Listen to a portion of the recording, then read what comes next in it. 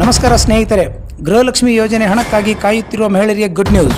ಹೌದು, ಮಹಿಳಾ ಮತ್ತು ಮಕ್ಕಳ ಇಲಾಖೆ ಸಚಿವೆ ಲಕ್ಷ್ಮಿ ಹೆಬ್ಬಾಳ್ಕರ್ ಗೃಹಲಕ್ಷ್ಮಿ ಯೋಜನೆ ಹಣ ಬಿಡುಗಡೆ ಕುರಿತು ಹೇಳಿಕೆ ನೀಡಿದ್ದಾರೆ.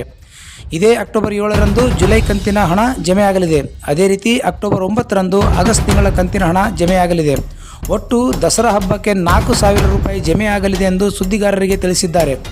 ಆದರೆ ಈ ಹಿಂದೆಯೂ ಗೃಹಲಕ್ಷ್ಮಿ ಯೋಜನೆ ಹಣ ಅಂದರೆ ಗಣೇಶ ಚೌತಿಗೆ ಜಮೆ ಮಾಡಲಾಗುವುದೆಂದು ಸಚಿವೆ ಲಕ್ಷ್ಮಿ ಹೆಬ್ಬಾಳ್ಕರ್ ಹೇಳಿಕೆ ನೀಡಿದ್ದರು.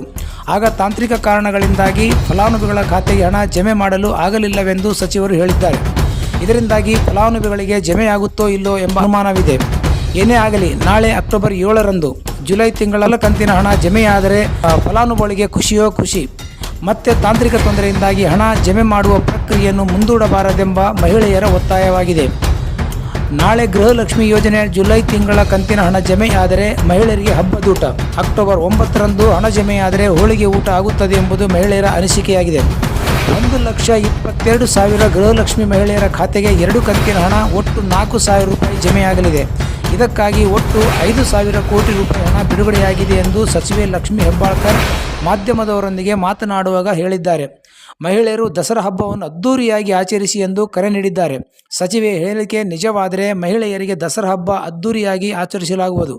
ಈ ವಿಡಿಯೋ ನಿಮಗೆ ಇಷ್ಟವಾದರೆ ಲೈಕ್ ಮಾಡಿ, ಕಮೆಂಟ್ ಮಾಡಿ, ಶೇರ್ ಮಾಡುವ